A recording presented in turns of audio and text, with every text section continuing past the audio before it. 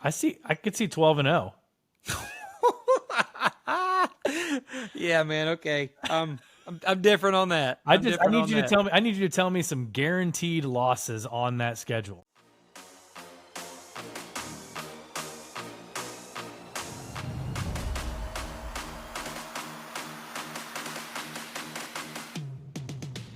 Welcome back into another episode of Always Talking Ball. Please do us a favor right now, whether you're listening on Apple or Spotify, or yes, watching on YouTube, hit that subscribe button right this second. And please, just send this podcast to 5 friends. That takes what, like 30 seconds to do? It would really help us out. If you're new here, listening for the first time, welcome. And if you were sent this podcast by a friend, thank you to that friend. A friend of yours is a friend of ours. Also, we sent out a post on our socials. We're going to do a mailbag episode soon. And we've had a couple questions roll in already, but if you haven't sent us anything yet, you still have time. Any question at all that you might have about the 2024 season, stop what you're doing right now. Head over to Twitter, Facebook, Instagram, YouTube. Comment on our posts or videos. DM us with your question. It's coming soon. Don't worry. All right. We've got our first conference preview show of many tonight. We're going to start hitting the conferences hard and heavy. The next 7 or 8 weeks here, heading into the regular season. And we are going to jump right into it. We're going to talk some Big Ten football tonight. We are going to give you our best and worst case scenarios for every single team in the conference. Yes, if you can believe it, we are going to talk about Purdue football tonight. But also we're going to talk about the big dogs like Ohio State and Oregon. But let's just start with the defending national champions, Lance, the Michigan Wolverines. What say you about Michigan? It's interesting, man. The national champs, defending national champs. There's some question marks about this team. They're getting some doubters out there going into like so far this offseason because obviously losing, head coach Jim Harbaugh to the NFL, losing defensive coordinator Jesse Minter and a few other staff members, and also along with them a boatload of talent to the NFL draft from that national championship team. Michigan still returns a lot of talent as well, especially on defense. I mean, they're number one defense in the country last year. And something I think was interesting, one of the best hires of the offseason was Wink Martindale. What a home run hire that was for Sherrone Moore of bringing in Wink Martindale. And interesting little nugget here on Martindale. I actually saw him quote this when people were talking about would he be able to adjust to the college game. In his little dry, just direct sense of humor way, he said, "This defense that you've been bragging about so much, yeah, I invented it." Like the defense that Michigan's been running is literally his defense. I mean, Mike McDonald, who's now the head coach for the Seattle Seahawks, and also Jesse Minter, who went to the NFL with Harbaugh to be the new DC for the Los Angeles Chargers. Yeah, they literally were all assistants underneath. They both were assistants underneath Wink Martindale for the Baltimore Ravens when he was the DC for the Ravens. So that's a huge hire, man, because, I mean, would you say that Kenneth Grant, Mason Graham, is that the best interior defensive lineman duo in the country, Tyler?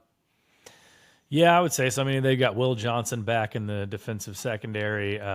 He's going to be a stud. I mean, I don't think their defense is going to be as elite as they were last year. Yeah, I agree. It's hard to top being number one in the country like they were. Yeah, I think it's just more going to be like, 2022 they were really, really good. And then last year, I mean, they stepped it up a notch, and they had a ton of guys go to the NFL. So I think it's going to be a little bit more like 2022. A lot of their season, though, hinges on the quarterback position, like a lot of teams do. Who's going to be the QB? Is it going to be Orgy? Is it going to be Jack Tuttle? Is it going to be the guy that – is it going to be Davis Warren, who has one of the best stories in the entire country, the dude that beat cancer in high school? Yeah. It's between those three still. Yeah, I mean, if my money's on someone right now, it's Alex Orgy. Yeah, I agree. He just seems like, someone who they're going to start. And for them, I mean, the schedule is much tougher than last season. We ragged on their schedule so bad last season. Yeah. And can't say anything about this year's schedule. Yeah, so I mean, they start off with Fresno State, and they'll be able to get a couple guys some playing time. Maybe, I mean, if Jeff Tedford doesn't bring his A game into Ann Arbor that week. Fresno's one of those G5 teams, man, that you do not want to see show up on that schedule.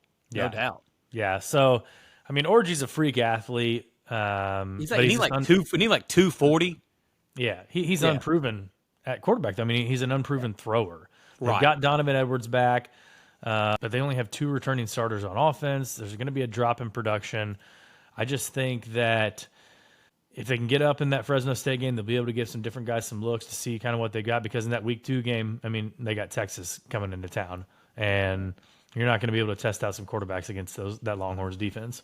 Yeah. By the way, elite uniform matchup. Texas all whites and those Michigan maize and blues and at the big house. Come on now. Yeah. But yeah, obviously the Texas game, huge game early for both of those teams.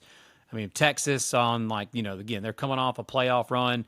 If Sark and the Horns are able to go into the big house and defeat the defending national champs in the big house, obviously too, with all the question marks that people have in regards to Michigan, if they're able to take down Texas early on like that, it's a huge momentum boost for this team. But, part of me is I do agree with some of the question marks, but the other part of me is that there were some games last year where Michigan weren't even attempting passes in the second half, and like in the Penn State game, and still winning.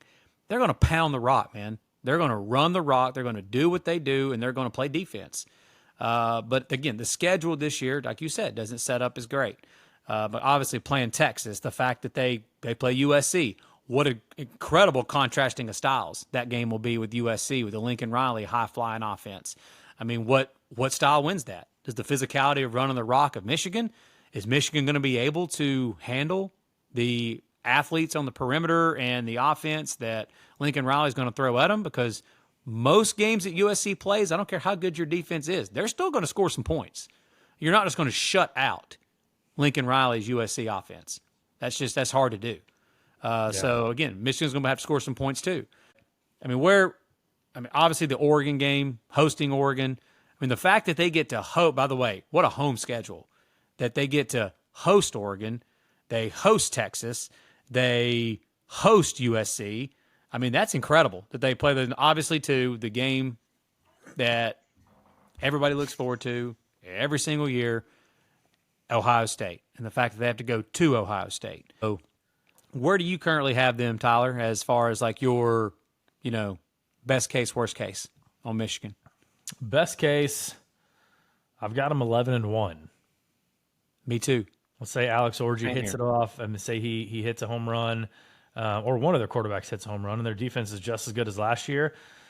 I think 11-1. I think the Buckeyes are going to get them no matter what in Columbus, and I know they've won 3 in a row, but I mean, I just think Ohio State's too dang talented, and so there'd be no shame in going 11-1. That's a playoff spot. That's probably, honestly, a Big Ten championship spot too.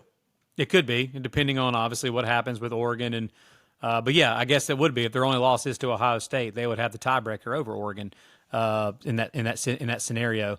But yeah, I've got them 11-1 as well, because I'm not going to sit here and say that Michigan can't beat Texas or Oregon at home in the big house. Yeah, I'm going to have to see Michigan really regress with my eyeballs first, as far as projecting out. I mean, Michigan can go 11-1, and I've got as far as their worst case scenario, I have them 8-4. For my worst case.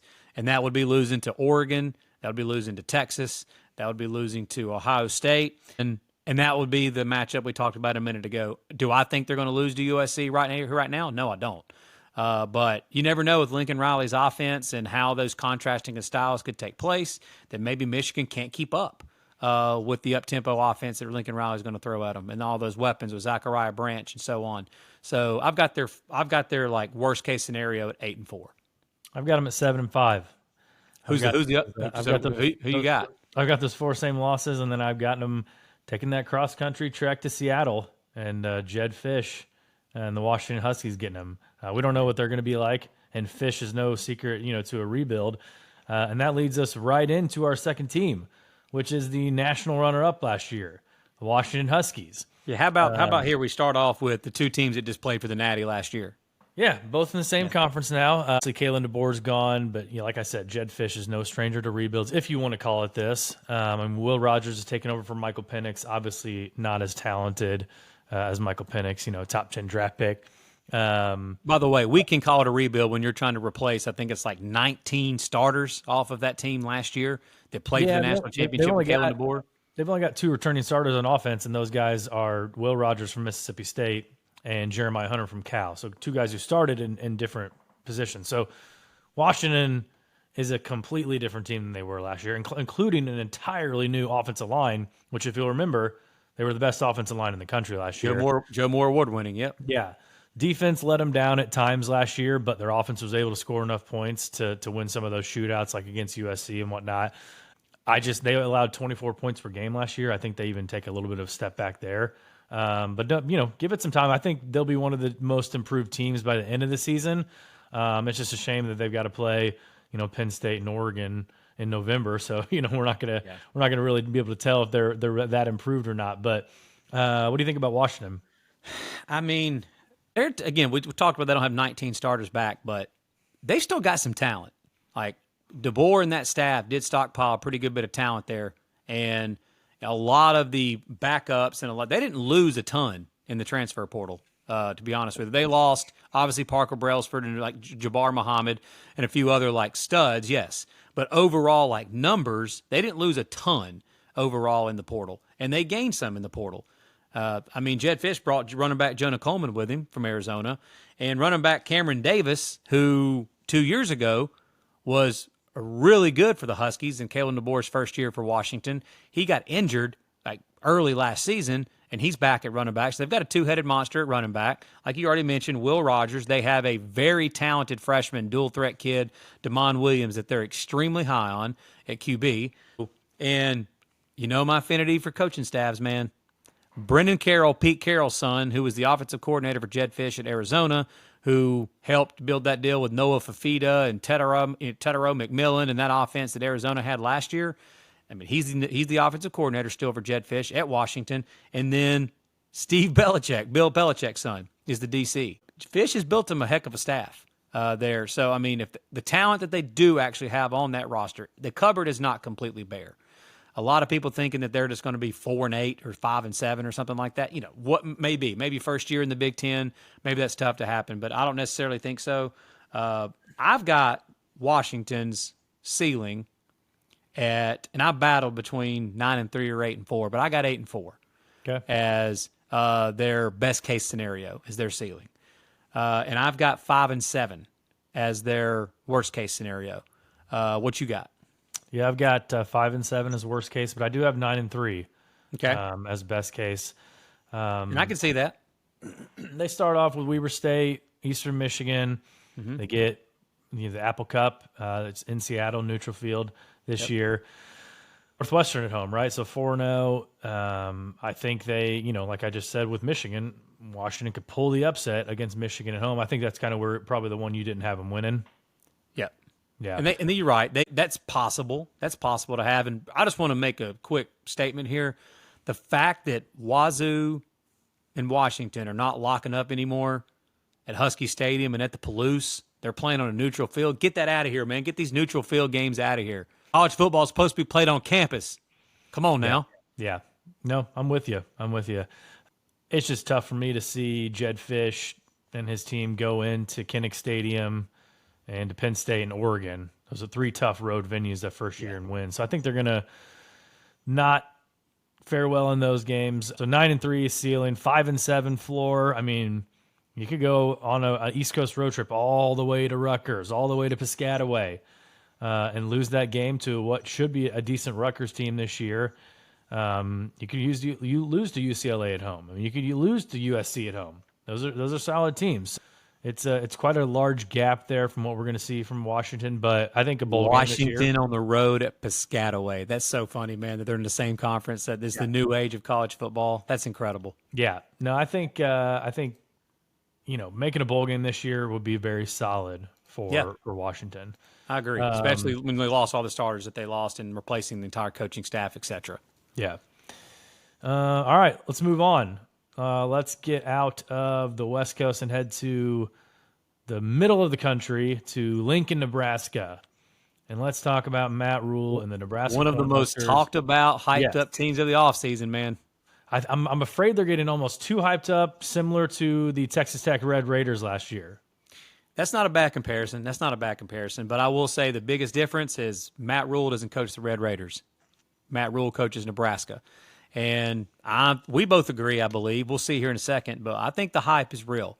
Again, they lost multiple games last year by one possession, by like just costly turnovers at the end of games, and they had so many like key injuries at tailback. I mean, key positions, running backs, receivers, quarterbacks, etc. So, I mean, it's usually when that happens, when you're losing a lot like one possession games, that usually goes the opposite direction the following year. If you can get through that. And I know that was also what played them during the Scott Frost era. So bless those Cornhuskers fans that show up and they constantly sell out like every game, whatever that record is that Nebraska has currently of however many games in a row that they're selling out at home. But yeah, man, I'm buying this Matt Rule team and Nebraska team. I mean, like I said, one possession. They lost 5 games last year by one possession. And with this Nebraska team, it's going to start with the defense once again. I mean, I think defense was ranked 11th nationally last year, and they returned 8 starters off that defense. So if they just had any competent quarterback play at all last year, maybe even slightly below competent, they could have won. If they were 8-4 last year, 7-5, the hype that people are giving Nebraska this year, if they won just a couple of those close games, those one-possession games last year, people would be buying in even more right now. But obviously, freshman quarterback Dylan Raiola, I mean, he's by far the most talented quarterback that Nebraska has had in a long time. I mean, 5-star. So, I mean, and they've got multiple tailbacks there that have been there they've got tailbacks that have been there since the Scott Frost era. They've got weapons on the perimeter on the outside too. So if they can just get some competent play at all on offense, it could be a good year for Nebraska. Yeah. I mean, do you think Raiola right out of the gate what's your expectations for him?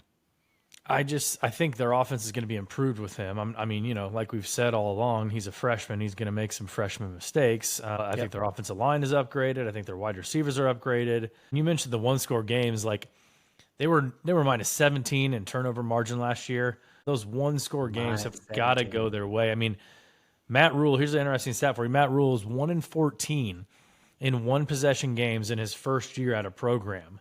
And in his second year, he's 12-11. So he knows how to turn around. He knows how to get the job done. They don't play Michigan, Oregon, or Penn State this year. So it's a very favorable schedule for him. Listen to this.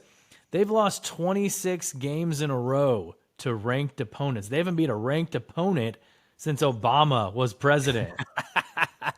26 in a row? Unreal. And they don't get a shot until their 7th game or their 8th game of the year with OhioState. And yeah, well, unless the folks out there try to rank Colorado early in the year. Top 20 Colorado week 2. Hey, but by the way, September 7th, that game against Colorado, like all jokes aside, night game in prime time. I think it's on NBC in Lincoln. Man, I would love to score tickets to that game. Yeah, that's going to be must-see TV, going to be a fantastic football game. Again, a lot of these atmospheres that everybody sees, like you see the Death Valleys and you see some of those, you know, the Penn States and the different atmospheres in the Big Ten and the SEC. Nebraska at night, just look up YouTube videos, look up hype videos of Nebraska, look up the Thunderstruck and going into the fourth quarter for Nebraska, what that looks like. That's going to be nuts. That place is going to be out of body for that game, set week 2 of the season. Yeah. But I mean, you're right. Far schedule-wise, I mean, the only game that I see on their schedule that I'm just like, I give it a 0% chance. And I guess somebody can clip this later on after I say this, but I give it a 0% chance. They're not winning in Columbus against Ohio State. No. Other than that, I mean, I could talk myself into thinking they could win that game. They could win this game or whatever. So I'm interested to see, what do you have for the best case scenario for the Huskers? Best case scenario for Nebraska, I've got 10-2. Me too. I've got the loss against Ohio State, and then, I mean, it's tough for me to see them go into Kinnick. I've got a lot of respect for the Iowa Hawkeyes this year. Me too. And so I've really got that game is always a good one on the Friday after Thanksgiving on Black Friday. I think worst case scenario for Nebraska this year, I think they're 7-5. I think they've got a high floor. We match up. Completely. I've got them 10-2, 7-5, best case, worst case. And for me, on the best case, on the 10-2, I've got obviously the loss to Ohio State, and I just said that between at USC and at Iowa, like, you know, I don't know that they're going to sweep both of those two teams on the road. So I'm counting the fact that they're going to lose one of those games. Yeah, I give them a better shot at going in to USC and winning the game. Oh, I agree. There'll be more Nebraska fans in the stands at USC than there will be in the USC fans probably. Yeah, but I think as far as 7-5, I mean that would call for Colorado somehow being vastly improved, beating them week 2, obviously losing against Ohio State, and then probably losing the last 3 of the season against USC, Wisconsin, and Iowa. Yeah, which, I mean, we'll get to some of these teams here in a minute. That's possible. The Badgers are going to be improved under Luke Fickell. By the way, man, doing this list, I have completely, again, just like you and I talked about here recently with some of the SEC teams. Dude, all these teams can't win 10 games. All these teams can't just win I mean, there's so many teams I'm looking at in this conference this year that are going to be solid football teams. And, I mean, again, not all of them can win 9 or 10 games. Fans that. Exactly, man. Exactly. But yeah, I'm with you. 10-2, 7-5 are best case, worst case for Matt Rule's Huskers. Yeah, and you can't talk about the Huskers without talking about the Hawkeyes, right? So let's move on to Iowa next. As we mentioned, Brian Ferentz is gone. Tim Lester is in. Along with 17 starters back. Yeah, offense should open up a little bit, and they should definitely be improved if Cade McNamara stays healthy. On the other side of the ball, there's nothing much else we could say other than Phil Parker, best defensive coordinator in the country. They're going to have one of the nation's best defenses again. Yep. I mean, get this, dude. Linebacker Jay Higgins, he led the Big Ten in tackles last year, and their other linebacker, Nick Jackson, was 4th in the Big Ten in tackles, and they're both back. So, you talk about the defense. Pass defense last year was 5th in the nation. And they returned 3 of the 4 starters in that secondary. And all these lists that you're looking at, preseason lists of top secondaries in the country, Iowa's in the top 5 of just about every single one of them. But it really just, point blank, is all about the health of Cade McNamara. If Cade McNamara can stay healthy, they really don't even have to open the offense up that much. If they open it up even just a little bit, just having slightly competent quarterback play and not turning the football over and being able just to complete a forward pass like Cade McNamara can do, this Iowa team can win a lot of their football games. I'll just say that right now. This Iowa team, and before I say this, it's going to be a mouthful. You need to look at their schedule, folks. Their schedule sets up so good this year. And in all of these conferences that have so many teams now where there's no divisions anymore, there is no Big Ten West, you would think that Iowa would be in a much worse situation not being in the Big Ten West anymore. I mean, they got a heck of a draw schedule-wise. We'll just go. They play Illinois State right out of the gate. Obviously had the Cyhawk series where they host Iowa State this year. They host them at Kinnick. But as far as their toughest games, obviously they go to Ohio State. But they get Wisconsin at home. They get Nebraska at home. They get Washington at home. They get Iowa State, like I said a minute ago, at home. I mean, their toughest road games are, again, at Ohio State and, I don't know, at Minnesota, maybe? That's a September game, so it's not late November. Right. So the mouthful I'm going to say is best case scenario for the Iowa Hawkeyes, 11-1 is what I've got. Is that what you've got too? That's what I got. Yeah. And, again, their season win total, the last I saw, was around like 8. 7.5, 8, just total disrespect, man. That's just ridiculous. Like last I saw, like a fair number, I think is 8, and I feel good about taking the over on that. We'll get to that later on in the year before the season. But I've got worst case scenario for Iowa 8-4 as worst case for me. What do you have for worst case scenario? I've actually got worst case at 6-6. Okay, and that's just if their offense, is. I mean, just same as last year, non-existent, which, I mean, again, it was last year and they still went 10-2. Right. So that's what I'm saying. I looked at the same thing, Tyler. I said the same thing. I said their offense was second to last in the country last year and they still found a way to win 10 games. Yeah. So, I just think, I mean, they could lose. The rivalry games are always a toss-up, especially with Iowa State being so experienced this year. Like you said, they could lose to Minnesota. They're probably going to lose at Ohio State. Wisconsin's always a tough game. Yep. I mean, UCLA could be improved. Maryland could be improved. Nebraska, like we were just talking about. I mean, it's going to be a good game. While we think Nebraska is probably going to go in there and probably lose that game, Nebraska's solid by the end of the year. They could be right in that game. So yeah, and another reason why I said that the 8-4 for me was a key number, just because I think it's like every single year except the COVID year, like in the last like 8 or 9 years, Iowa's won at least 8 games. Yeah. So that was a key number for me, why I chose 8 as well. I would lean definitely more towards our best case than our worst case. Yeah, I agree. All right, who's next? So think of Iowa and their offense and what you think of Iowa, and go to the complete opposite end of the spectrum here with the high-flying quack attack, the Oregon Ducks, and it's been probably since the peak Chip Kelly era that Oregon has had this high of expectations going into a season. I mean, we're talking, a lot of people are saying national champions. This is the best opportunity that Oregon's had to win a national championship. I would agree. It is the best chance they've had to win a national championship. With what Dan Lanning is just doing in recruiting, what he's doing in the transfer portal, the talent acquisition that he's bringing into Oregon right now is it's up there at the top in the entire country. He's building almost like an SEC type, like from the line of scrimmage on both sides of the ball. He's still got that speed that you're used to and the athleticism that you're used to with all the Oregon teams that you think of. Then he's adding some size and physicality on the line of scrimmage to go along with that. And then, of course, you lose Bo Nix, who goes first round to the Broncos. And Bo Nix had a credible 2 years at Oregon. And then you just bring in Dillon Gabriel in the transfer portal, probably the best transfer portal quarterback landing in the entire country. And Dante Moore. And then you have Dante Moore. So in a season where, let's just say, you think Oregon's possibly going to make a national championship run, or they're going to make a run deep into the playoffs. I mean, that's what most people are projecting. I mean, that's 16, 17 games that you're talking about playing probably in that scenario. Staying healthy or having a decent backup quarterback to be able to help you go win games is so important. And we saw that last year with Texas. We've saw that before in Alabama in the past. We've seen multiple teams that had to go to a backup quarterback. Some teams could do it, some teams couldn't. Oregon definitely has the talent to be able to do that with Dillon Gabriel and former 5-star and Dante Moore. And, of course, they bring back Will Stein as offensive coordinator. There were plenty of people that tried to pluck him away from Oregon. He stayed at Oregon. But, I mean, dude, I would say Oregon probably is the number one team in the country as far, not number one team like team, but number one skill position group in the entire country. Their skill position unit is incredible. Bringing in Evan Stewart from Texas A&M, has Johnson back at receiver as well.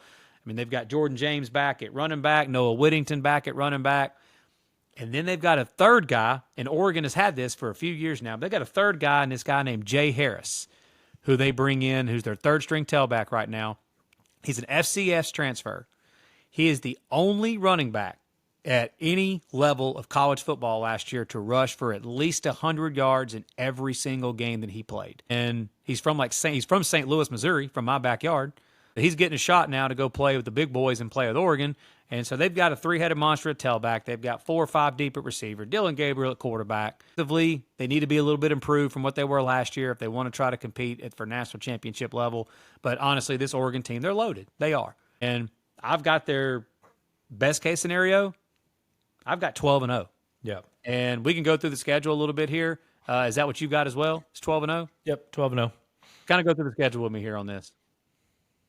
So I've got like they play Oregon State, or they got Idaho, Boise State. Boise State's a tough non-conference game. Boise's probably going to be your favorite, would you say, Tyler? Yeah, for the G5 spot. Yeah, G5 team for the playoff spot. Yep.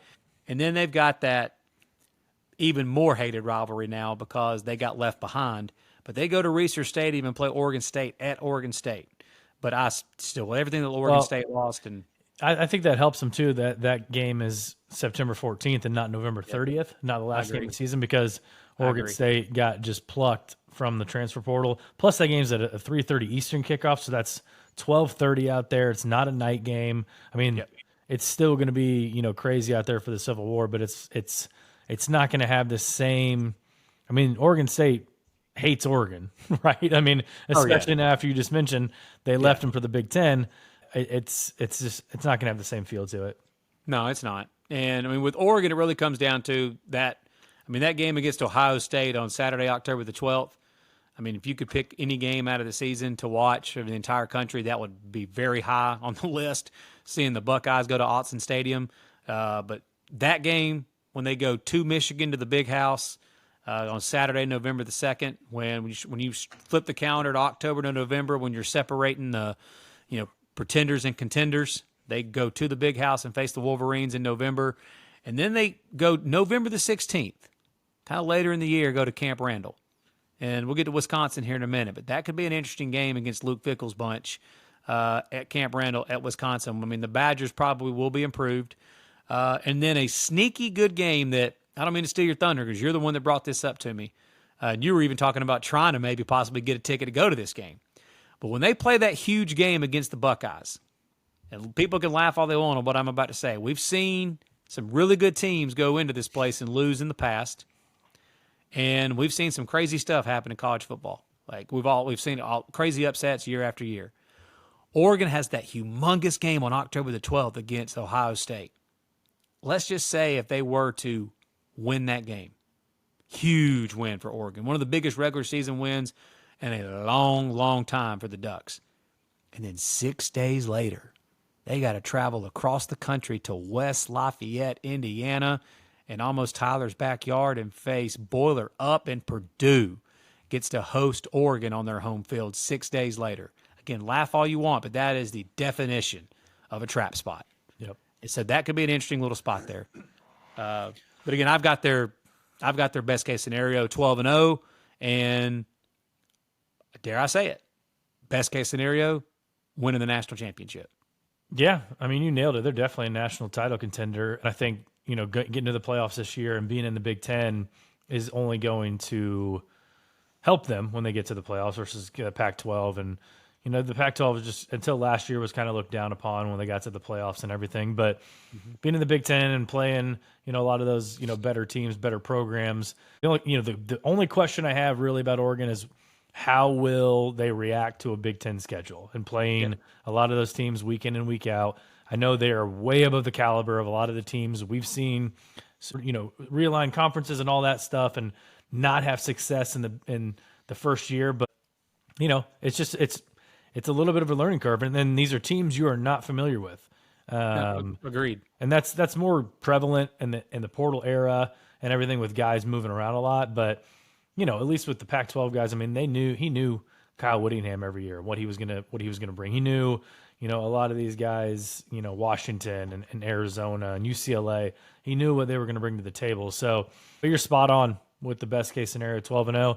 I'm interested to hear your worst case scenario because I've got something typed out here that I think I may have had a typo, but my worst case scenario, I have them at 7-5.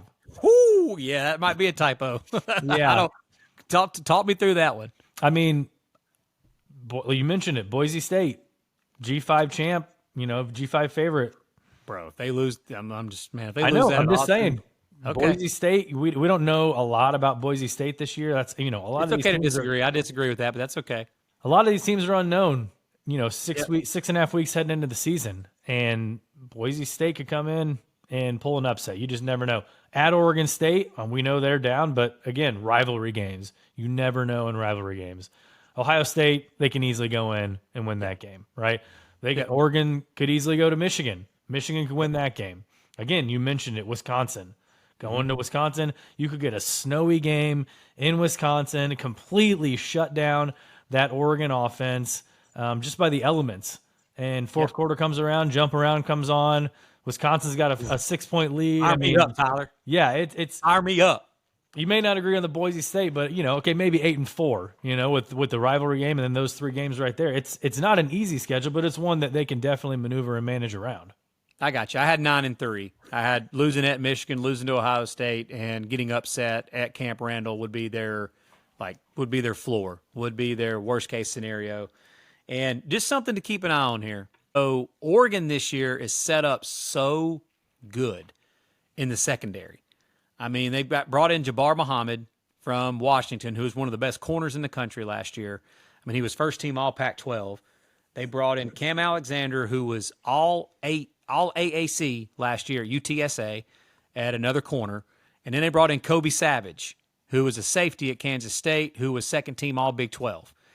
And they've also got 2 other starters back at Oregon. So they're about 6 deep in the secondary. Well, they're in the Big Ten now. Not everybody in the Big Ten just lines up in 3 yards in a cloud of dust, but a lot of the teams on their schedule can run the rock and are going to run the rock. So how they stand up against the run and how they stand up on the line of scrimmage will be interesting. And again, there are Jordan Birch and Uiagalelei, DJ's brother. It's at Oregon too. They've got some guys on the D-line. But I'm interested to see if they have the depth to be able to get through a full season. Now, we're talking about worst-case scenarios here. That's where I could see the 9-3 come into play, would be that, yeah, they're scoring points, offense is high-flying or whatever like that, but teams are running the football on them, and their defense not holding up on the line of scrimmage would be something I could see as far as worst-case scenario for them, because they are going to be stacked on the back end for the secondary for Oregon. Yeah. Okay, next team. Camp Randall, jump around, Wisconsin Badgers, Luke Fickell. The running backs took a hit last year, got a lot of injuries. Injuries all over the place last year. Yeah, it was tough for them last year. And I think the O-line's going to be improved this year. And they got Tyler Van Dyke, who's coming in from Miami. He's always had a ton of potential, right? I mean, he lit up A&M last year. He's always shown flashes. He's just never been that consistent quarterback. Yeah, dude, a couple of years ago, I remember after the season that he did play and light it up. Basically when he came in earlier in the year for Miami and then played the majority of the year. Dude, that following season, he was on NFL draft boards going into the season to be a projected top 10, top 15 pick. Yeah. And on the defensive side of the ball, they have 8 returning starters. I think they're going to be one of the Big Ten's best defenses. If you look at their schedule, it is incredibly, incredibly manageable, especially on the road. I mean, they get Western Michigan, South Dakota. They get the Tide coming in on September 14th. They go to USC. They go to Iowa. They go to Nebraska. They avoid Ohio State. They avoid Michigan. They get PennState at home. They get Oregon at home on November 16th. Like we said, call me crazy. But best case scenario for the Wisconsin Badgers, I could see 12-0. Yeah, man. Okay. I'm different on that. I need you to tell me some guaranteed losses on that schedule. Well, okay. So I'm sorry, but until we see something different, I've seen nothing from a Wisconsin team in years that's going to tell me that Alabama's going to fall off so far that they're going to lose to Wisconsin. I don't see Wisconsin beating Alabama. I just don't. Now, maybe who knows, man? I mean, Kalen DeBoer's first year, maybe there is a major fall off there, but I just don't see it to that extent yet. I don't see it either, but could it happen? I don't. Right now, I'm going to say no. I'm going to say no, and I'm going to say no to Penn State. That's the two that I've got that I don't see them winning. You think they can beat Oregon over Penn State? That's a good point. That's a good point. I had their best case scenario 10-2. I just put a lot of stock into home fields. I probably put more stock into home fields than I should.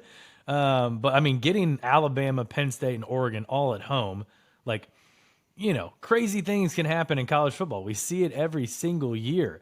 And right, then, but they still have to go to Lincoln. They still have to go to Kinnick. I know that they can win those games. I get it. Yeah, they can win those games. I mean, I guess after looking at it, it's not as obscene as maybe I first thought when you said it, but I can't sit here and say 12-0. I've got a ton of respect for Luke Fickell, and I got a ton of respect for Phil Longo, the offensive coordinator. And obviously some of their troubles last year was just they didn't have the personnel to do the complete flip of – I saw, too, it was kind of funny. Luke Fickell almost took a shot at Paul Chryst, like an indirect shot, by saying that he didn't really understand. His words were, I didn't really understand the roster to the extent when I came in here, basically saying that this roster was garbage when I got here and was not athletic enough to be able to compete at the level that we needed to compete at. And they're trying to overhaul it in the transfer portal.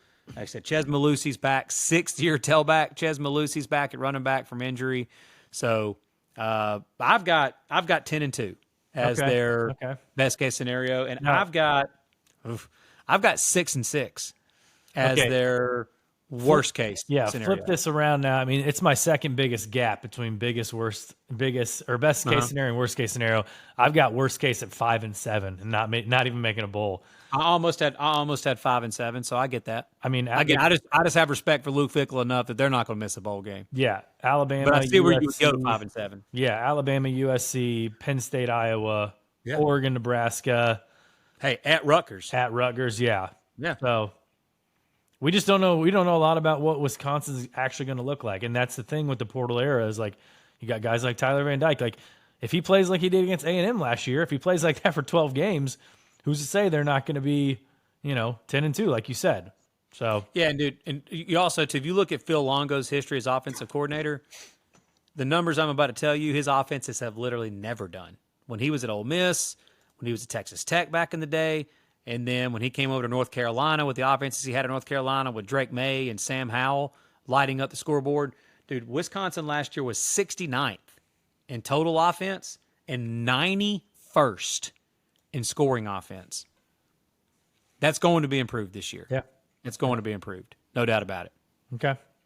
Let's move back to the West Coast, to Southern California, to Southern Cal, and Lincoln Riley and the Trojans. Kind of flying under the radar, Southern Cal. Yeah. Toughest schedule in the Big Ten by far. I mean, toughest, not Big Ten schedule, but just toughest schedule for a Big Ten team with their conference schedule and then non-conference being LSU and Notre Dame. The opposite of what the SEC did with Texas. Yeah, exactly. Yeah.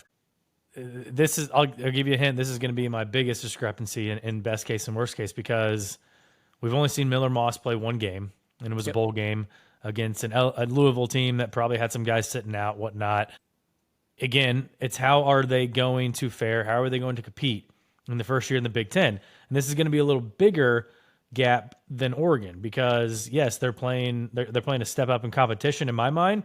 Lincoln Riley's he's starting to get a little bit of a penchant, a little bit of a history for maybe, shying away from really, playing the tough teams. The Oklahoma AD earlier this week when they entered the SEC, he threw a little shade towards Lincoln, didn't he? Yeah, he really did. He really did. When he was talking about that, all the AD for Oklahoma was talking about all the coaches for all the sports at Oklahoma were so excited to join the SEC, and he said that was unanimous. And he said there was one coach that was on campus at one point that was not excited about it, and we also knew who he was talking about. Just a complete, I'm not even going to say indirect. That was a complete, just direct shot at Lincoln Riley. And yeah, there was all the rumors of Lincoln Riley doing his best trying to get out of that LSU game after they joined the Big Ten. And I got to be honest with you, this may be a terrible take on my end here, but don't really blame him with the fact that the Big Ten schedule that they got handed, and then they also play Notre Dame, and then they also play LSU out of conference. Whew. Yeah, I mean, like I said, the Trojan schedule is absolutely brutal. But again, here we go. Here's another just interesting case study that we've got. You got a lot of these Big Ten teams that some of them don't have the speed and athleticism that a team like a USC will have on the athletes on the perimeter, like a Zachariah Branch or a Deuce Robinson on the perimeter, Woody Marks at tailback. And then you've got Lincoln Riley's just incredible offensive system in general. What are the defenses going to do against Riley's offenses? Like, which are the defenses in the Big Ten going to be able to slow them down? Because if you take a look at USC and Riley's offenses over the years at Oklahoma and at USC, I mean, I don't have the numbers in front of me, but it's rare that his teams are held under 30 points. So while I know their defense, yes, is obviously trash and has a lot to improve on, you're still going to have to get buckets yourself and be able to probably score in the 30s to be able to beat them. Now, obviously, the defenses have been able to, because how bad their defense has been, teams have been able to do that. Well, in steps D'Anton Lynn, who was the defensive coordinator at crosstown rival UCLA last year, and if you want to talk about a turnaround job, I got the numbers right here. At UCLA last year, like I said, last year, D'Anton Lynn UCLA was 87th in total defense the year before D'Anton Lynn got there. 87th in total defense. In his first season, in his only season there, they were 11th in total defense. That's a pretty substantial jump. And I'm not saying that USC is going to be 11th in total defense, but what if they're just average or slightly below average and not just trash? The Lincoln Riley's offense is going to be able to score, and they're going to be able to outscore some teams.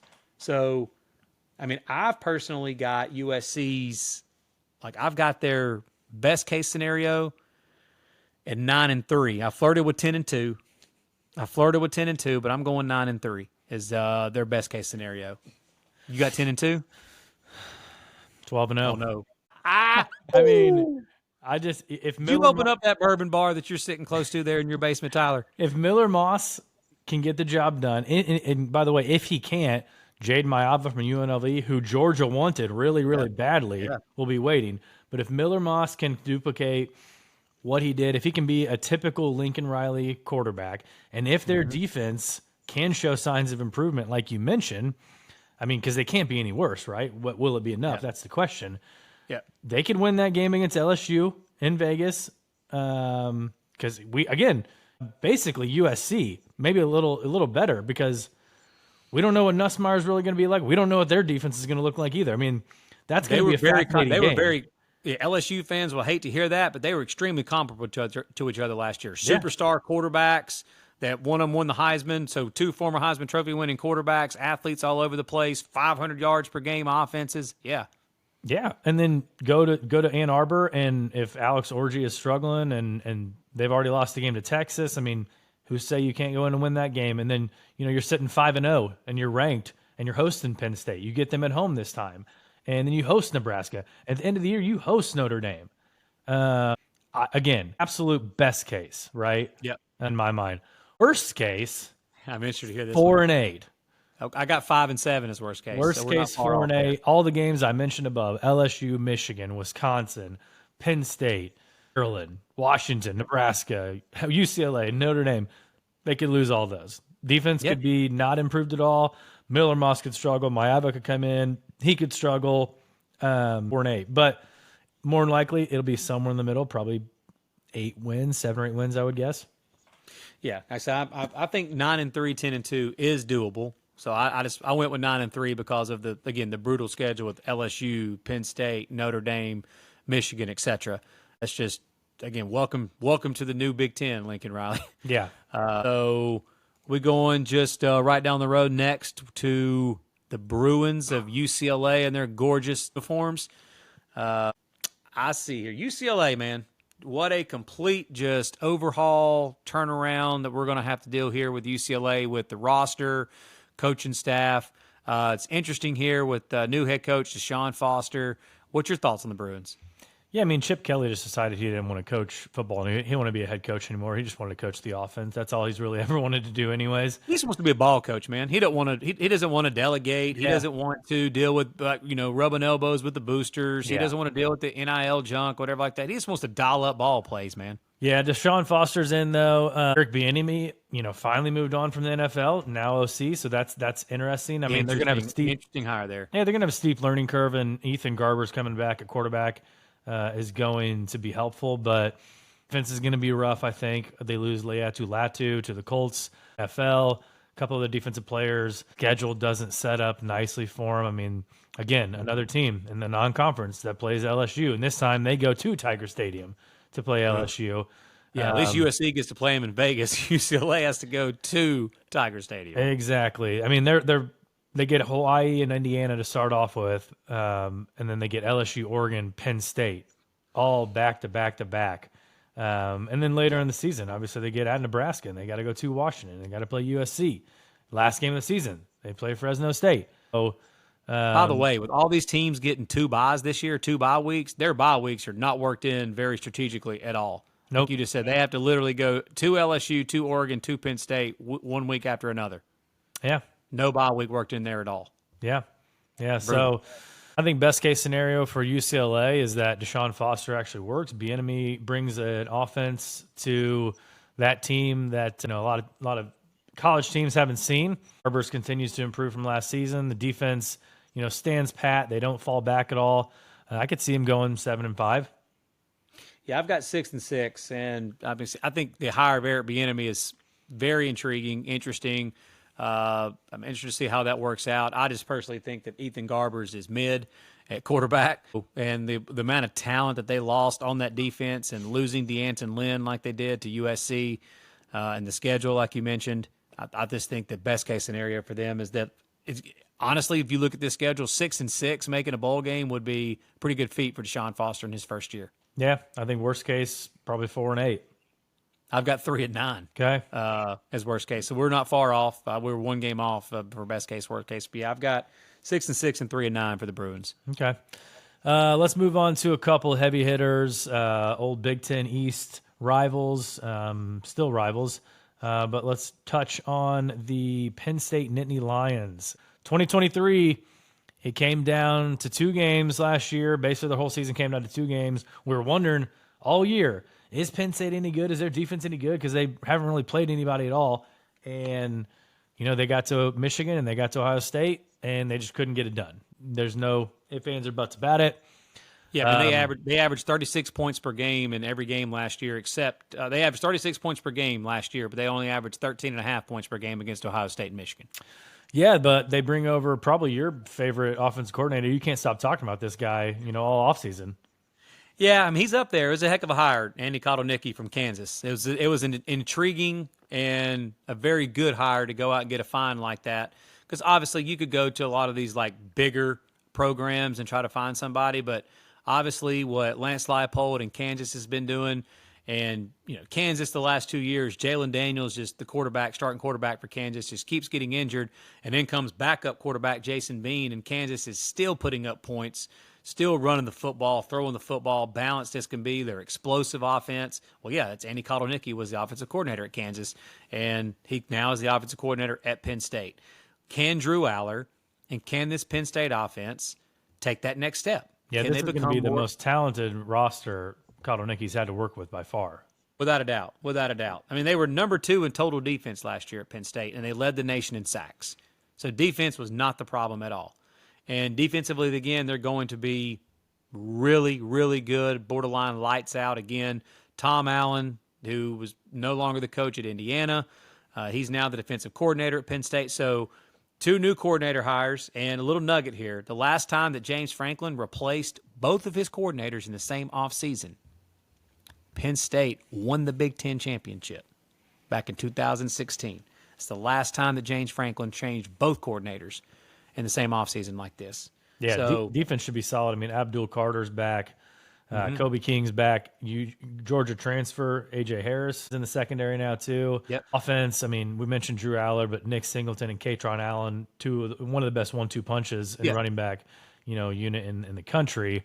Julian Fleming transferred over from Ohio State. He's got a lot of talent. So they are going to be talented. Best case scenario, I got them 12-0. They get Ohio State at home, and they've just been itching to beat Ohio State. I mean, they just can't ever get it done. They got it done one time, it seems like over the past decade on like a blocked field goal. So it's just like almost like a fluke, and it's just kind of the thorn in his side. They avoid Michigan this year, so that's good. They don't play Oregon this year either. So really it's just that Ohio State game. They got to go to USC. They got to go to Wisconsin. You already mentioned it, man, that first week of the season at West Virginia into Morgantown. But those are all winnable games for the talent they have. Yep. Franklin's just got to be better in big games, and his players got to perform better in big games. So your first one here where you say best case scenario where you said 12-0, where I didn't gasp because I'm with you. I agree. With the talent that they have, I mean, they were in a war with Ohio State and Michigan last year. They just couldn't score. Yeah. I mean, those were still like highly contested good football games. Yep. And so, yeah, the fact that they get the Buckeyes at home, they could beat Ohio State at home. You're right. I'm with you. 12-0 is definitely possible. Now, is that beyond likely to have? No, but like we're talking about best case scenario here and the ceiling for this team. And with the talent that they've got, the coordinator hires that Franklin has made, if they unlock the talent that Drew Aller really does have, this Penn State's team could go 12-0 and could be a legit national championship contender. Yeah. They really could be. With the defense they're going to put on the field, if it's all about this offense and Drew Aller, that's really all it's about. So I'm with you 12-0. And my floor for them, I've flirted with 9-3, but I'm going to say 8-4. Yeah, me too. I've got 8-4 as their worst case scenario. And I had, again, I've said this multiple times on previous episodes, the first game of the year at West Virginia, folks, is going to be a great football game. Going to Morgantown, those crazy fans, they got lucky that game is, I think, like the first big noon kickoff game on Fox, and it's not a night game. Penn State, but it's still that's still a very tough game to go play against a really good West Virginia team that won 9 games last year that returns a lot of production. And the other losses I had possibilities were Ohio State, at Wisconsin, and at USC. Yep, that was the 4 that I had. That would if worst case scenario that the bottom fell out. But other than that, I don't really see any other on here, because if you go back and look at their schedule from last year, or probably even the previous year. Ohio State, Michigan, like you said, and then, dude, they blast everybody else. Yeah. Just beat the brakes off of everybody else. I think they had a random close game versus IU last year. Yeah. But other than that, they thrash everybody. Yeah. So I'm sure they'll probably do about the same. And, again, we'll move right into obviously the favorite in the conference. Whoever you look at it, they're either going to be ranked number 1 or number 2 in the country in everybody's poll, and that is the Ohio State Buckeyes. We can go ahead and get the best case scenario out of the way for them. Yeah, 12-0 national championships. Yeah. National championship or bust. They're preaching it. They're saying it out loud. They're running around talking about it. They're not hiding it, and they shouldn't. With the talent that this roster has, with the amount of money that they went and spent in talent acquisition with the recruiting class and this overall transfer portal class, the ceiling, best case scenario for the Buckeyes, without a doubt, is 12-0. And you're probably going to say that I'm starting with the offense is the reason there could be 12-0 in national champs. No, I'm talking about the defense. I'm talking about Jim Knowles' Ohio State Buckeye defense that was second in the nation last year, that returns virtually just about everybody. Yeah, they were defensive-minded last year with Kyle McCord. I think they'll be slightly better with Will Howard, but that's just because of the weapons. But, I mean, Jim Knowles has completely changed the identity of this program. Yeah, without a doubt, man. I mean, they bring back multiple dudes in the secondary, and obviously – they added Caleb Downs, one of the best overall transfer portal acquisitions, period, overall on either side of the ball. And, I mean, they brought back – there were multiple guys on that defense that could have went pro last year and probably been second-rounders, late first, third-rounders, and they decided to come back with – Tyleek Williams, Jack Sawyer, Sonny Styles, all those guys. Yep, and I said Oregon earlier was the best skill position unit in the country. The other one that can make a huge argument against that is obviously Ohio State with Emeka Egbuka, Carnell Tate, Brandon Ennis, this freshman Jeremiah Smith that was the number 1 overall player in the country, period, coming out of high school this past year, wide receiver that we've all seen some of the videos that have already come out of spring ball and some out of the one-handed catches that this guy's making, and people, even the coaches, are saying he's the best they've ever seen, and that's a mouthful talking about the receivers that we've seen come out of Ohio State, especially Marvin Harrison Jr. that was there last year. And then obviously they added Quinshon Judkins to pair with Travion Henderson, and that is where that I am buying this Ohio State team as far as being obviously they're a legit national championship threat just about year in and year out, but even more so than it is national championship or bust is because Ryan Day made the best hire of the offseason in Chip Kelly. And say what you want about people acting like Chip Kelly's washed up and all this stuff. Dude, Chip Kelly didn't have the same players and didn't have the same weapons that he had at Oregon when he was the coach at Oregon. But this dude can flat out coach some offensive football. When he had Dorian Thompson-Robinson at UCLA, they were a top 5 total offense in the country. And Dorian and DTRs last year. And more so, his rushing offenses are – his run schemes and everything are tough to defend. And last year, Ohio State, where they lacked, as far as the whole team, people could say what they want about Kyle McCord. McCord wasn't that bad, okay? If actually people acting like Will Howard's the savior, you're the one that pointed this out, Tyler. What's really that big of a difference? Yeah. I actually looked into it. If you look at their numbers, now I know that Will Howard's going to have significantly better weapons at Ohio State this year, but Will Howard's numbers, stats, are pretty comparable to Kyle McCord, if you look at him side by side. But obviously Howard, with the weapons he has, he's probably going to improve on that quite a bit. But Ohio State was 87th in the country last year in rushing offense. So they've got to be able to run the football better, and that's why he brought in Chip Kelly, and that's why he brought in Quinshon Judkins to pair with Travion Henderson. So, 12-0 national champs is by far the best case in ceiling. I've got 9-3. Me too. Yeah. 9-3. I mean, it comes down. The season comes down to 3 or 4 games. Yeah. I mean, it's Oregon, it's Penn State, it's Michigan. You could maybe throw in that Nebraska game if they're 7-0. You can maybe throw in the Iowa game.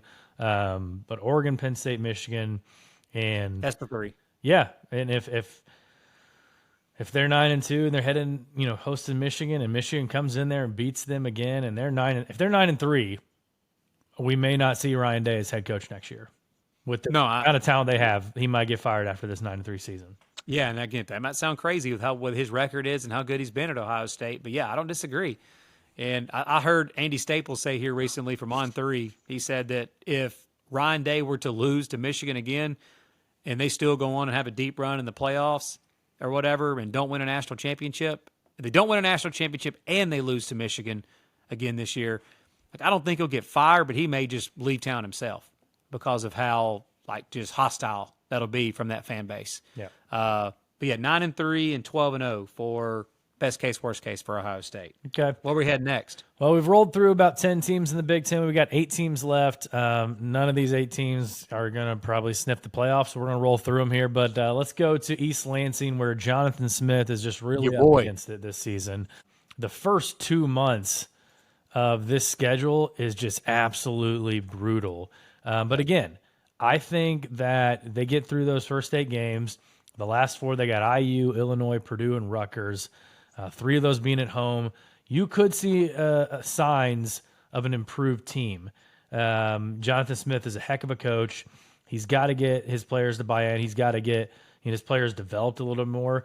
And just unfortunately for them, I mean, the first month of the season is so-so, but then you get Ohio State, Oregon, Iowa, Michigan, all in 5 weeks there with a bye thrown in. And so, you mentioned it a couple episodes ago. They just got absolutely killed by the transfer portal. And late. They got killed in the spring in the transfer portal. Yeah. But rolling through the schedule here, I mean, Florida Atlantic to open up, then at Maryland, Prairie View A&M, at Boston College. I mentioned those other 4 games, and then I mentioned the 4 games at the end of the season. I actually do see a path for Michigan State to sniff a bowl game, and it is because of that last 4 games of the regular season.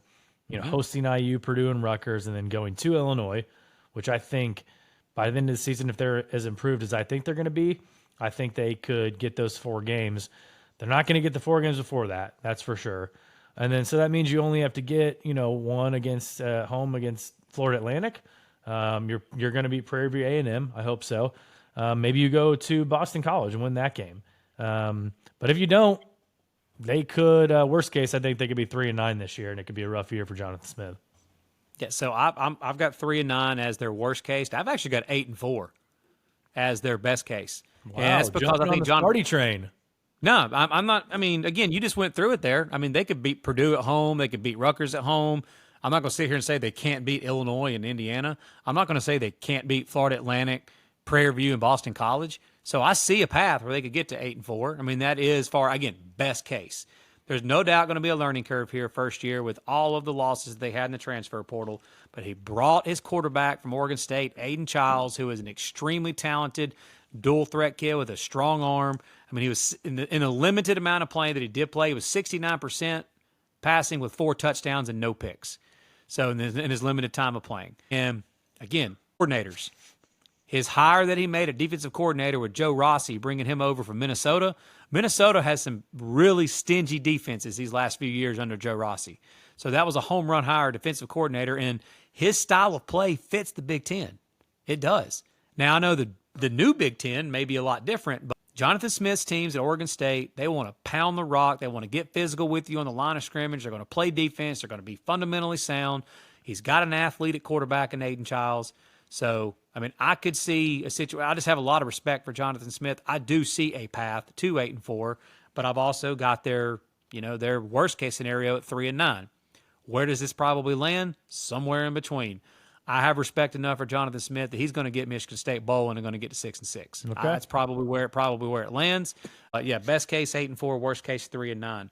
Okay. And dude, I might be the only person on the planet that is fired up to talk some IU Indiana Hoosier football, man. And Kurt Cignetti. IU fans are super high on this team, which is rare because it's IU football we're talking about. But Kurt Cignetti has brought some hope and he's brought some talent to the team. The dude is confident. He should be confident. Curt Cignetti is 119-35 in his coaching career. That's Kalen DeBoer 119 right and there. 35. Yeah. So, and you're talking about a guy that on Nick Saban's OG staff at Alabama, when Nick Saban got to Alabama, his original staff, Curt Cignetti was the wide receivers coach and recruiting coordinator for Nick Saban. Probably the greatest recruiter, not probably, the greatest recruiter in the history of college football. So obviously he trusted Curt Cignetti enough to be able to bring in talent under him as his recruiting coordinator. And then let me tell you something else about Curt Cignetti here. Do you know who he coached quarterback-wise at NC State? No. In the past? Phillip Rivers? Phillip Rivers. Well, Do you know who he was responsible for recruiting to NC State? Phillip Rivers. Russell Wilson. Russell Wilson. So, again, man, the dude can win. There's just some guys, dude, that they're just winners, okay? They just win, and they refuse to lose. And I know that just sounds like whatever, speech, whatever like that, but Curt Cignetti, 119-35. And he brought a ton in through the transfer portal. You pointed it out the other day. A lot of these lists that keep coming out from On3 and some of these other places that talks about the best defensive transfer acquisitions and offensive transfers or whatever, there's cats showing up all over the place that went to Indiana. Cignetti added a couple of really good pieces from James Madison, that James Madison team that won a ton of games last year. I had a couple of other good Power 5 transfers to throw along with it. His QB is going to be Curtis Rourke.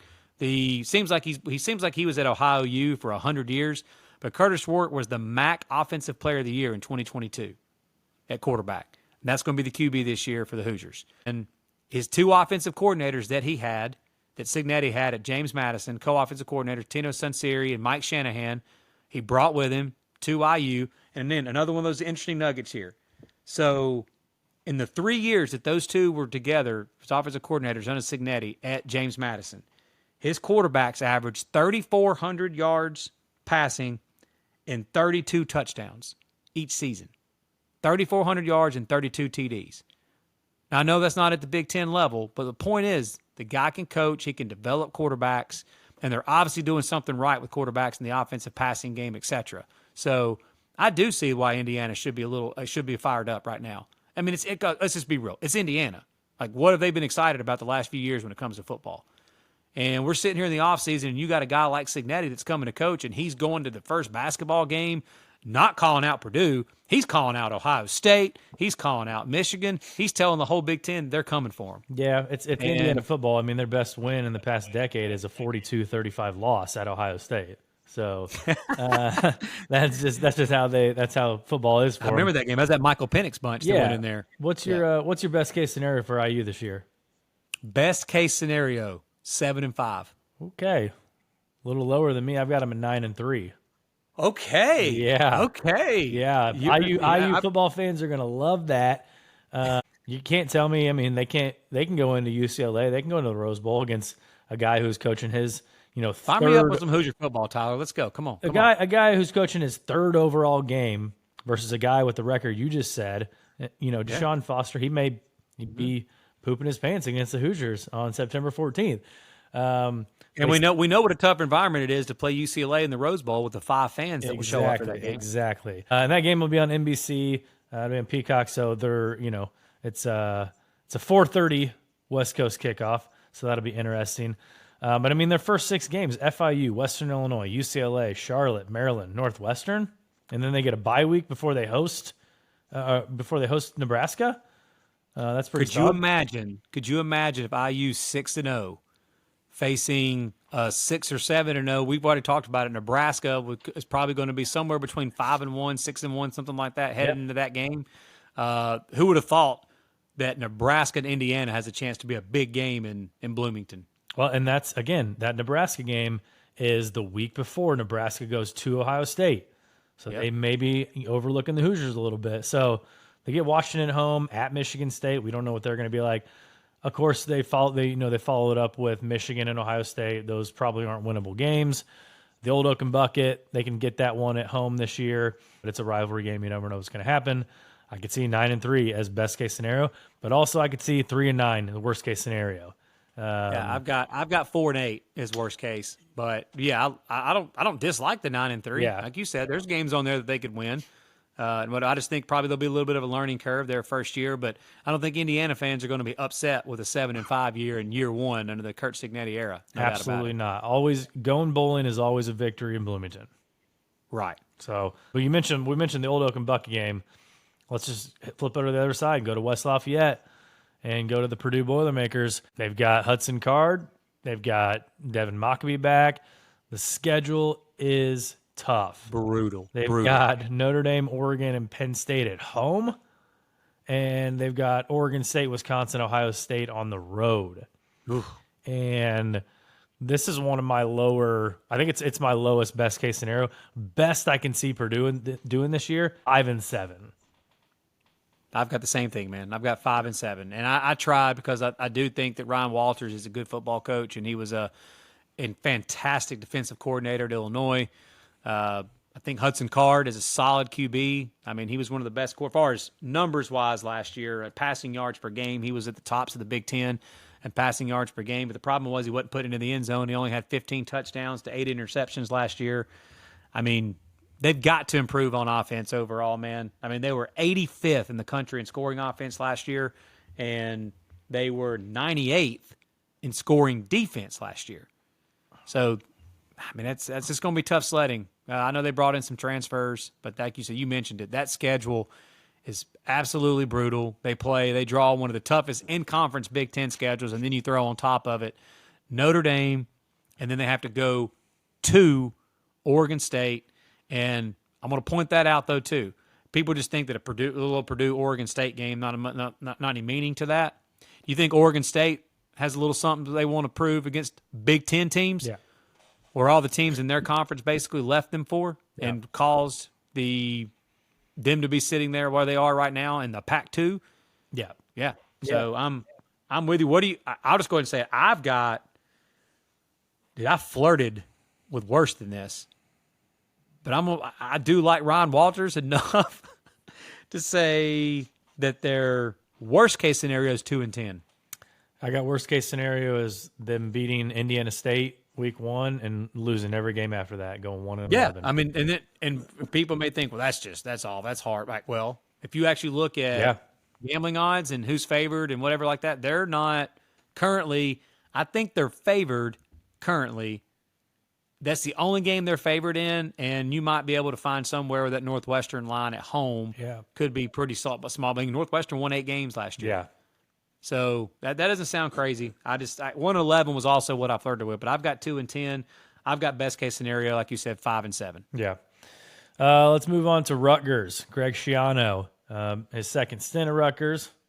And the opposite of Purdue as far as how brutal of a schedule that Purdue got. Yeah. Dude, they avoid Rutgers got the best schedule. They avoid the top 4 teams in the Big Ten, which obviously, you know, Ohio State, Oregon, Penn State, and Michigan. I think their defense is going to be strong this year. It's just going to be, you know, Ethan Kaliakmanis transfers over from Minnesota. I think Kyle Monangai is an awesome running back. I think he's a stud at running back there for Rutgers. He led the Big Ten in rushing last year. Yeah. And again, I mean, just because of that schedule, if you just really look at the schedule and dive in, I mean, call me crazy, but 10-2 for Rutgers, best case scenario. I've got 9-3, so we're not far off. I mean, we're not. I mean, look, man, we're all Schiano men here.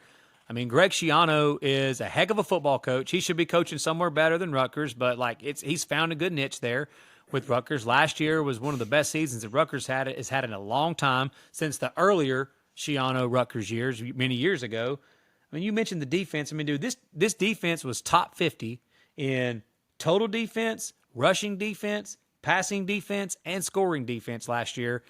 They returned the running back who was number 1 in the Big Ten in rushing last year. They also ran the football more than anybody in the Big Ten last year. And I think you're going to see a lot of the same. They're going to run the rock. They're going to play defense. They're not going to turn the football over. They're going to be fundamentally sound. And even to add to those 4 teams that you said that they don't play, they also don't play Iowa.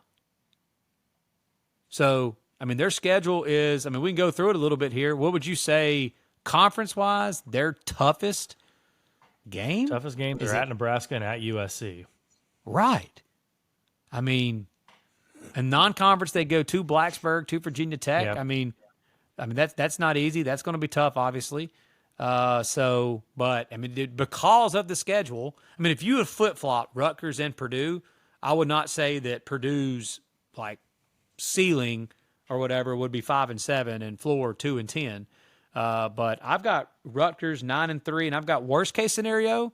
This is one of my larger like flips here. I've got worst case scenario 3-9. And again, we're talking about worst case. That's them losing to Virginia Tech, Washington, Nebraska, Wisconsin, because all these games are going to be close games. Yeah. Every single one of them.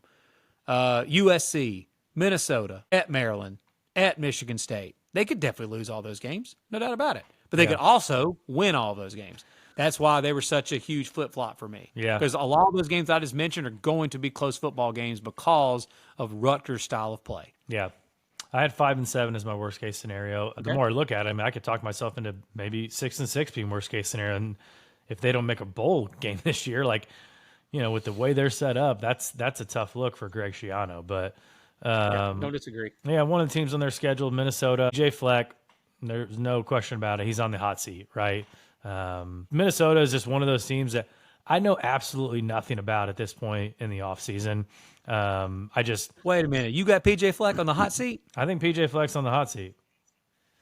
Interesting. Okay. Because they won 9 games back-to-back years at Minnesota. I'm just saying. Before last year. Just saying. Okay. All right. I don't. Because, the last 3 full seasons that they had, not counting 2020, they won 11 games, 9 games, and 9 games. And last year, obviously, was rough. But can't have 2 rough years in a row at Minnesota. Yeah, I get it. That's fine. I don't have him. I don't have him on the hot seat. But can we talk about? Is it Max Brosmer season for the Gophers? Quarterback Max Brosmer is going to be the new quarterback. Because you mentioned the quarterback last year transferred to Rutgers. Yep. So Max Brosmer is a transfer from New Hampshire. And all he did was lead the FCS in passing. Legit dual threat capabilities. I am this maniacal. When I was diving into some Minnesota stuff, I pulled up a little stuff on the old YouTube of Max Brosner and checked him out. He could sling it. So going to be interesting to see what he's going to be like in that PJ Fleck and that offense. I mean, he's done some decent things, some QBs in the past. And running back Darius Taylor was the leading rusher in the Big Ten last year after the first 5 games of the season. And then he got injured. In 3 of those 5 games, he had over 190 yards rushing. In 3, he had over 200 in one of them and over 190 in 2 others. And he was the leading rusher in the Big Ten in the first 5 games before he got injured. And he's back at tailback. So, again, we're talking about a Minnesota PJ Fleck team. He had a bad year last year. Hell, you're putting him on the hot seat over here. I mean, there's a lot of people that probably because of the year that they had last year that just don't think much about Minnesota going into this year. And so I've got their ceiling and their best case scenario at 8-4. Me too. Okay. All right. I've got their best case scenario at 8-4. How about worst case? And worst case, again, they fall into that category that we were just talking about with Rutgers and a few of these other teams. Yeah. There's so many games on their schedule. They're going to be closely contested football games. So I've got 3-9. I've got 2-10. Whoo! So you've got them beating Rhode Island and Nevada and then losing to everybody else. Like in that scenario. Yeah. I mean, okay. If you look at it, North Carolina at home, Iowa at home, at Michigan, USC at home, at UCLA, Maryland, at Illinois and Old Rutgers, Penn State, Wisconsin. I mean, again, just a team that we really don't know a lot about, and we won't know a lot about till that opening Thursday night game. They get to play North Carolina on Fox. Seems like Minnesota or North Carolina, they always play like an opening Thursday night game. Love that, by the way. That's going to be that's going to be a good football game. That's probably the biggest game of that Thursday night for sure. Yeah, it probably is. And, dude, I'm just looking at this. How weird is it going to be seeing Lincoln Riley's USC Trojans team playing on the road at Minnesota? I know. In October. But yeah, I mean, again, there's game like you just go through it. There's games against like Rutgers, Illinois, Maryland, UCLA. I wasn't even saying Iowa at home. Yeah. I mean, there's a lot of close contested football games for the Gophers. How about Maryland? Mike Loxley. Terps. He got MJ Terps. Morris to transfer in from NC State. Will that be enough to fill the hole left behind from Talia Tagovailoa? Defense probably going to be the strength of this team, which is pretty rare for a Mike Loxley coach team. But they get to avoid Michigan and Ohio State for the first time since being Big Ten members. Best case scenario for Maryland, I've got 10-2. Yeah, I've got 8-4. Okay. Best case scenario. And for those that don't know, their co-offensive coordinators are former Broyles Award winner Josh Gaddis and Kevin Sumlin. That's some pretty good star power, not bad for Maryland to have as their offensive coordinators. And I know you mentioned MJ Morris coming in, but Billy Edwards, who is he was the MVP of their bowl game against Auburn last year. Like I said, they're in a legit quarterback battle right now. But if, they were 21st in passing last year and 114th in rushing. Loxley said that they're trying to bolster up the run game this year. So he's recruited well at Maryland so far. He's got 2 receivers right now that are both projected NFL players, one 6'4", one 6'2". So they've got weapons on the outside. So, if they can replace Talia at the quarterback position, get a little bit better defensively, run the football a little bit, I've got best case scenario 8-4. Like that's their. Who you got their 4 losses to?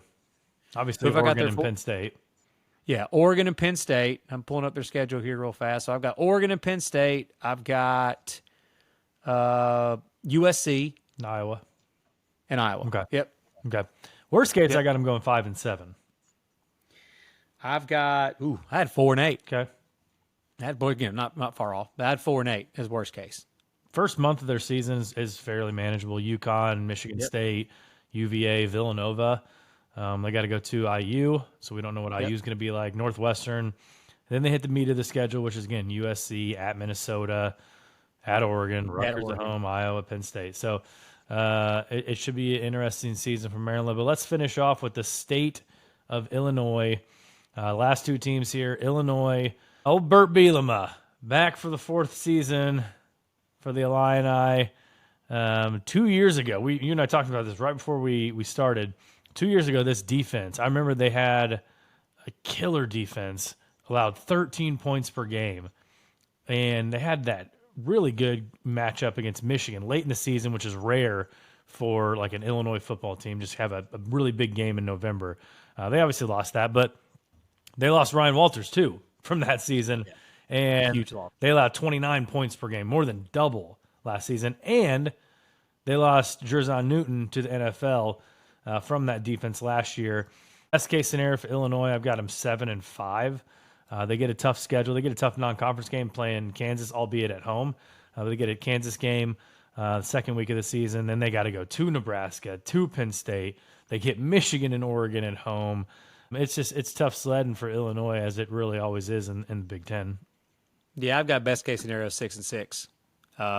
And Luke Altmaier, who transferred from Ole Miss last year at QB, it really comes down to, can the defense improve after losing Ryan Walters? Can Luke Altmaier, can they get some really good play out of him at quarterback? Bielema has had some really good years, obviously, in the Big Ten.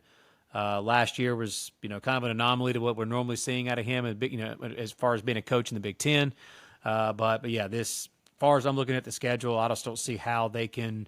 Going bowling would be a pretty good feat for this Illinois team. Yeah, I think my respect for the Big Ten version of Brett Bielema is high enough to where they were one of my tied for the lowest discrepancies. Best case, worst case. Worst case, I could see him going 4-8. Yeah, I had the same thing. I had 4-8. I had 4-8 as well, because I'm like you. I think Bielema, I just can't see him going 2-10 or 3-9. Yeah. 4-8 is not much better, but like I said, I had a little bit of respect, at least give him a couple of wins in worst case scenario. Yeah. Let's finish off with the team that they are going to play in the very last game of the season at Wrigley Field in Chicago, and that's Northwestern Wildcats. David Braun came into last season in just an incredibly tough situation with the whole Pat Fitzgerald thing, and absolutely thrived and led the Wildcats to an 8-5 record. Again, defense is going to be the strength of this program. Mike Hankwitz, obviously defense coordinator from a couple years ago, he retired. So they've taken a couple steps back, but defense is still solid, and that's how Northwestern stays into football games is solid fundamentals and defense. Yeah. They, like I said, last year in that magical season that they had last year, they won 6 of those 8 wins were by 1 possession. So again, normally when you see something like that happen, that usually the opposite kind of takes place the following season. That you have a lot of fortune, a lot of luck go your way, which is fantastic. But again, Northwestern returns some solid talent off that team from last year. Their leading rusher, 2 of their 3 best receivers. Like I said, David Braun's season that he had last year was magical. Can they do it again this year? I've got their best case scenario is 6-6. Yeah, I've got them at 7-5. And one thing you got to remember about Northwestern is that their Ryan Field is getting refurbished, kind of like Vanderbilt's was last year. And they're playing a couple games at Wrigley. They're playing a couple games at Martin Stadium in Evanston, Illinois. They actually play in Ohio State at Wrigley Field. That would be a good game if Northwestern happens to be pretty solid at the end of the year. But that's just kind of one thing to come. They never have like the greatest home field advantage, but just not being able to play in their own friendly confines. Pun there with Wrigley Field, but not being able to play in their own friendly confines might be a little bit of an adjustment for them. And the schedule too. I mean, they've got Duke. Those academic schools always match up in the non-conference, but Miami of Ohio to start off with. Brett Gabbert at quarterback there. They're going to be favored in the MAC. You got to go to Washington, to Iowa. Like I said, Ohio State at Wrigley, at Michigan, Illinois at Wrigley. I could see Northwestern taking a step back, and really any Northwestern season you watch, Fitzgerald did magic there, winning 10 games and going to Big Ten championships there with them. But then the next year he would turn around and he would have a 3-9 season, which I could see them going 3-9 this year. Yeah, I actually had 2-10 as their floor, as their worst case scenario. So I could see it too. Yeah. Well, we hope you guys enjoyed it. That's our Big Ten best case, worst case scenarios. We'll be back later on in the week with another conference. And yes, we're going to get rolling here. Conference previews are alive and well. Again, college football countdown is on. We're only 54 days away from 47 days away from. We were 7 Saturdays away. So around 47 days. 47 days away from week 0. So. Thank you guys for listening. Again, subscribe, follow all social media, and we will see you guys next time.